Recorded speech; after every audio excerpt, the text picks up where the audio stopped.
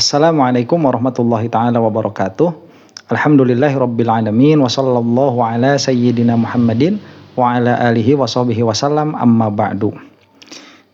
Kang Deddy Mulyadi lagi mulai menampakkan taringnya. Sekarang sudah mengeluarkan alat-alat berat untuk menghancurkan, demolishing bangunan-bangunan yang ada di bantaran kali. Nah, ini saya lihat sebagai penegasan ya bahwa beliau itu kental sekali kesundaannya yang sudah saya bahas kemarin itu. Kalau ada yang mengatakan Kang Deddy Mulyadi ini Sunda wiwitan, saya rasa tidak sampai ke situ. Tetapi di dalam tata kelolanya sekarang kita lihat yang paling dipentingkan oleh yang bersangkutan ini adalah perihal tata kelola ruang. Itu banyak sekali beritanya tentang tata kelola ruang itu. Nah, saya ingin menegaskan sekali lagi ya bahwa kasihan Kang Deddy ini di dalam beberapa permasalahan karena banyak terjadi fitnah juga di luar dari ketidakfasihan beliau di dalam menjelaskan tentang agama, karena itu insya Allah nanti akan kita bahas begitu ya permasalahan tentang itu. Jadi pengalaman saya bergaul dengan orang-orang yang susundaan atau yang Sunda wiwitan ini dua perkara yang berbeda. Jadi Kasundaan itu melihat Sunda itu bukan sebagai ras, ya, tapi melihat Sunda itu sebagai nilai. Jadi apabila orang itu meninggikan Kasundaan, itu bukan meninggikan ras Sunda atas ras yang lain. Tidak pernah terbersit sedikit pun pada diri orang Sunda itu rasisme, rasial. Malah pertama kali saya sebagai orang Sunda asli Tulen begitu ya, bapak saya Sunda, ibu saya Sunda, kemudian nenek kakek ke atas Sunda semua. Mungkin yang campuran itu anak saya karena istri saya orang Surabaya, jadi Sunda Jawa. Ini pertama kali saya kenal rasisme itu tatkala saya ke Amerika tuh, waktu student exchange ya, waktu pertukaran pelajar.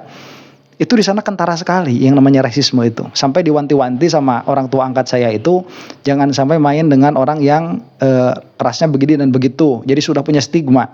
Ya orang kulit anu stigmanya demikian, orang kulit anu stigmanya demikian. Sampai di Amerika itu ada satu kata yang mana apabila dia diucapkan itu bisa menjadikan kamu masuk penjara begitu, dan kata itu bukan kata-kata yang kita dengar seperti kata-kata umpatan begitu ya, bukan, tetapi ini adalah kata rasial, kata rasisme. Sampai segitunya begitu. Nah, saya itu sampai heran waktu ke sana kok ada, karena belum pernah terbersit sama sekali di dalam pikiran saya ada orang merendahkan atau meninggikan suatu perkara dari dari rasnya, dari rasial, nggak pernah ada sama sekali. Ya terlepas kalaupun setelah itu begitu ya, saya itu mengetahui misalkan ada Rasulullah SAW di dalam beberapa khabarnya mengatakan barang siapa yang tidak menyukai Arab maka dia itu ada nifak lah, kurang lebih seperti itu bil makna ya, dan lain sebagainya. Itu terlepas dari hal itu, cuman tidak ada rasisme sama sekali melihat orang lain itu lebih rendah atau lebih tinggi dari segi rasnya. Jadi Kasundaan itu tidak ada sama sekali tentang rasial, tidak ada sama sekali. Itu adalah nilai yang mana nilai-nilainya itu dikumpulkan itu dengan dengan harmoni dengan alam. Sampai-sampai dahulu itu kalau orang Sunda itu kan biasa ya, jangan main sore-sore ya, nanti katincak kulit begitu. Kemudian ada kalau ada tempat angker, tempat sangat begitu, kita bilang dulu punten begitu, bilang sampai kalau bahasanya itu orang tua kita dahulu itu kalau ada pohon besar itu kita lewat punten dulu, apalagi sama orang besar begitu, maksud dalam pengertian orang yang lebih tua. Sama pohon tua saja kita punten dulu, apalagi sama orang yang lebih tua. Nah, itu sebagai nilai. Jadi Sunda sebagai nilai, bukan Sunda sebagai ras.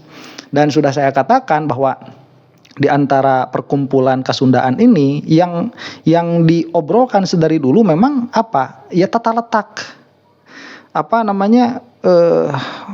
wawasan itu, tata letak daerah. Jadi harus dikembalikan kepada asalnya. Makanya dicari, saya pikir begitu tadinya kalau kita ngobrol Susundaan itu kan ngobrol tentang Ngahia, ngobrol tentang Tapa Barata begitu ya. Ternyata enggak, yang diobrolin itu ya sungai. Kita udah nemu ini urat sungai, larinya ke sana begitu dan lain sebagainya. Dan memang sebagai kesundaan sebagai nilai itu tidak memiliki alat untuk memperjuangkannya, karena orang-orang yang sebelumnya menjadi pemimpin itu sama sekali tidak memperhatikan hal itu.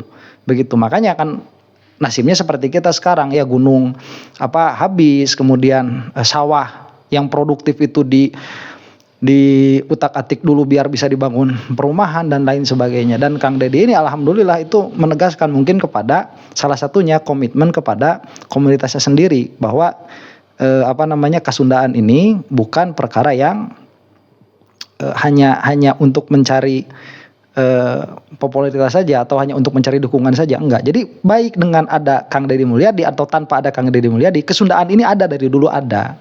Nah, memang ada yang parahnya, yang Sunda Wiwitan itu. Saya pun nggak ngerti ini yang diperjuangkan apa, karena tidak terlalu dalam saya masuk di situ.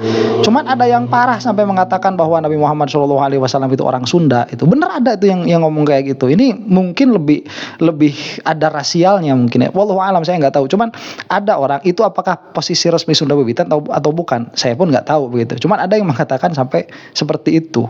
Ya karena dilihat-lihat Rasulullah ini wataknya yang mulia itu jauh sekali dengan watak orang Arab saat itu, sehingga mengeluarkanlah teori-teori yang sporadis begitu ya.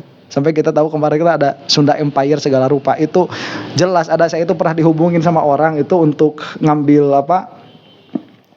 hartanya Soekarno dan lain sebagainya. Komunitasnya itu ada ya. Dan hal ini sekali lagi menegaskan bahwa sampai saat ini yang diperlihatkan oleh Kang Deddy itu ya kesundaannya, bukan wiwitannya. Sampai sejauh ini loh ya, saya nggak tahu kedepannya itu seperti apa. Ya akan kita pantau, karena saya ini tidak ada kepentingan sama sekali untuk membela atau tidak membela yang bersangkutan.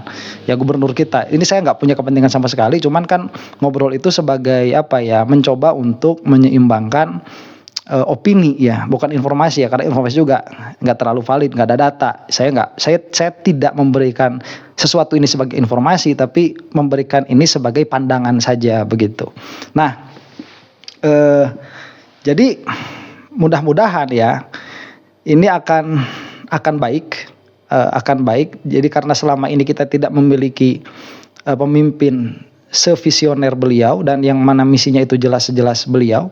Cuman ya saya tetap memiliki impian supaya nanti itu bisa diwakilkan kepada yang lain, supaya tidak terlihat ini bagian dari membuat konten, karena memang sudah lihai sekali ya Kang Deddy Mulyadi ini dan timnya ini sudah lihai sekali mempermainkan emosi kita, itu sudah lihai sekali. Terlepas dari itu baik dan buruk begitu. Cuman kan ada sisi administrasi atau mungkin itu pun tidak ditinggalkan.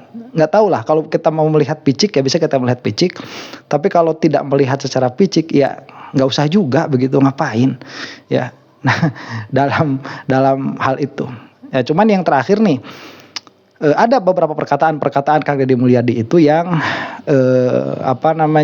dilihat dari kacamata syariat itu problematik dan bermasalah. Ini insya Allah besok lusa akan kita bahas tentang permasalahan ini.